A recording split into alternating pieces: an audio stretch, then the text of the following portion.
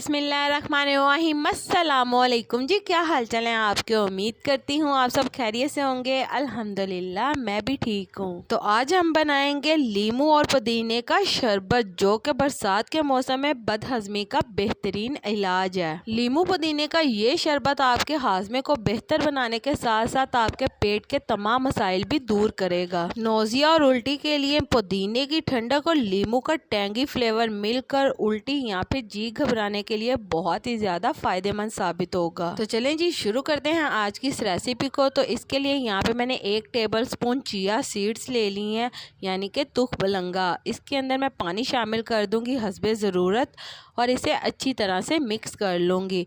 Mix करके आपने इसे 15 से 20 मिनट के लिए छोड़ देना ताकि ये अच्छी तरह से फूल जाए। तो चलें जी इसके बाद यहाँ पे हम फ्रेश पुदीना ले लेंगे। यहाँ पे मैंने 1 गट्ठी पुदीने की ले ली है और इसके बाद पुदीने को आपने बहुत ही अच्छी तरह से वॉश कर लेना है, क्योंकि इसके साथ धूल और मिट्टी लगी होती है। इसके बाद आपने इसके पत्ते पत्ते उतार लेने हैं। यहाँ पे हम इसके पत्तों का इस्तेमाल करेंगे क्योंकि डंडी के साथ इसके अंदर कड़वाहट आएगी, इसलिए हमने सारे पत्ते उतार कर अलहदा कर लेने हैं। तो यहाँ पे आप देख सकते हैं मैंने सारे पत्तों को अलहदा कर लिया और डंडी को अलहदा करके निकाल दिया।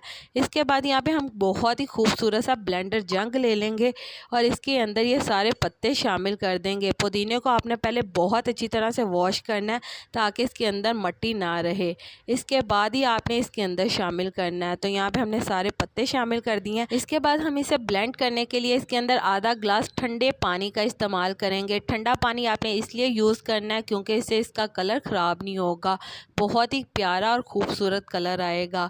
तो यहाँ पे हम इसे अच्छी तरह से ब्लेंड कर लेंगे। यहाँ पे आप देख सकते हैं बहुत ही अच्छी तरह से हमारा जो पुदीना है वो ब्लेंड हो रहा है। तो इस बात का आपने लाजमी ख्याल रखना है कि जब आपने पुदीने को ब्लेंड करना है तो आपने इसके अंदर ठंडे पानी का इस्तेमाल करना है, वरना पुदीने का जो कलर है वो ब्लैक हो जाएगा। तो यहाँ पे हमारा पुदीना ब्लेंड हो चुका है। इसके बाद यहाँ पे हम 1 अदद पैन ले लेंगे और इसके अंदर 1/2 कप चीनी शामिल करेंगे और साथ ही 1/2 कप हम इसके अंदर पानी शामिल कर देंगे।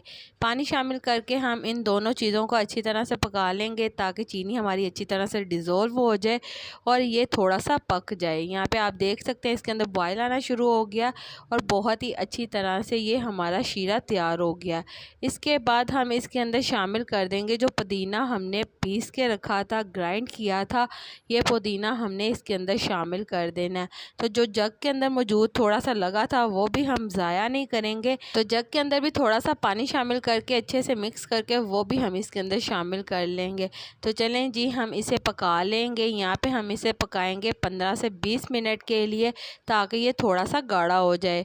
तो चलें जी यहाँ पे आप देख सकते हैं बहुत ही अच्छी तरह से ये पकना शुरू हो गया। तो जब तक हमारा पुदीने का जो मिक्सचर है वो तैयार होता है तब तक हम इसका बहुत ही मज़ेदार सा मसाला तैयार कर लेते हैं। यहाँ पे हम नमक ले लेंगे 1/2 टी स्पून। प्लेन नमक के बाद हम इसके अंदर 1/2 टी स्पून काला नमक शामिल करेंगे, इससे इसका जायका दुबाला होगा। साथ ही ज़ीरा पाउडर शामिल करेंगे 1/2 टी स्पून और 1/2 टी स्पून ही इसके अंदर हम चाट मसाला पाउडर शामिल कर देंगे। तो इन तमाम मसालों को अच्छी तरह से हम मिक्स कर लेंगे। तो आपने देखा होगा कि ठेले वगैरह पे जो अक्सर मसाला इसके अंदर शामिल किया जाता है वो यही मसाला होता है। वो ये मसाला अच्छी तरह से मिक्स करके पहले से बना कर रख लेते हैं। तो यहाँ पे आप देख सकते हैं कि जो हमारा मिक्सचर है पुदीने का वो भी तैयार हो गया। तो इस स्टेज के ऊपर आपने इसकी आग बंद कर देनी है और इसके बाद ये जो हमने मसाला तैयार किया था ये वाला मसाला इसके अंदर शामिल कर देना है। साथ ही यहाँ पे 1 अदद लेमन ले लेना है हमने और लेमन का रस निकाल कर सारा इसके अंदर शामिल कर देना है।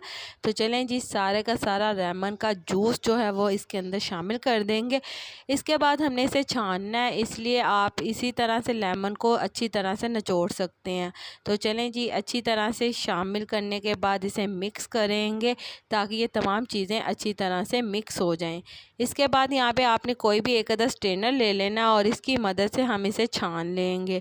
तो यहाँ पे आप देख सकते हैं जो बीज है हमारे लीमू के वो भी बाहर आ जाएंगे और जो हमारे पुदीने के छोटे छोटे चंक्स रह गए थे वो भी बाहर निकल कर रह जाएंगे। तो हमारे पास बहुत ही प्योर सा पुदीने का कंसीडर निकल कर आ जाएगा। इस स्टेज के ऊपर आप इसे ठंडा कर 1 हफ्ते के लिए फ्रीज कर सकते हैं। लेकिन जिस बोतल के अंदर भी आपने इसे फ्रीज करना है उससे आपने मेक श्योर कर लेना है कि उसके अंदर पानी बिल्कुल ना हो। तो इसके बाद यहाँ पे आप देख सकते हैं जो हमने तुखमलंगा भिगो के रखा था वो शामिल कर देंगे। साथ ही इसके अंदर हम चंद पत्ते पुदीने के शामिल करेंगे इसकी प्रेजेंटेशन के लिए।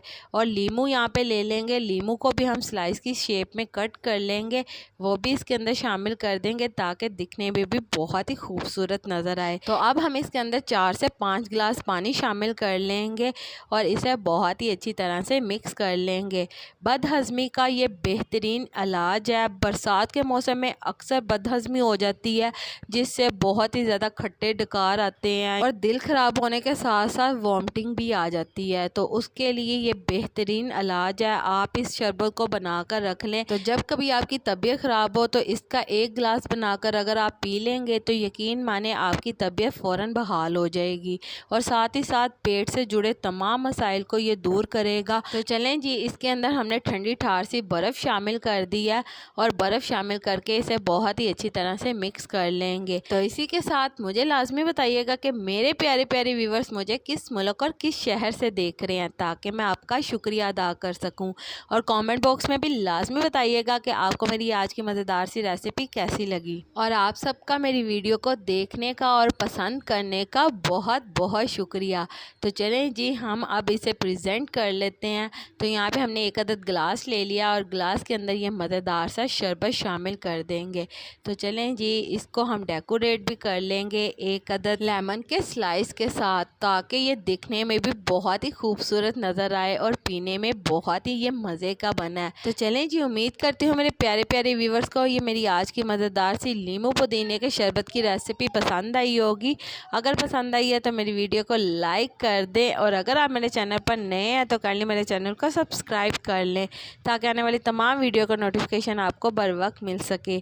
अल्लाह ताला आपको बहुत सारी खुशियाँ अता करे, आपके रिज़्क़ में ढेर ढेर बरकत अता करे, आपको मक्कातुल मुकर्रमा और मदीनातुल मुनव्वरा की हाज़िरी नसीब करे। आमीन सुम्मा आमीन।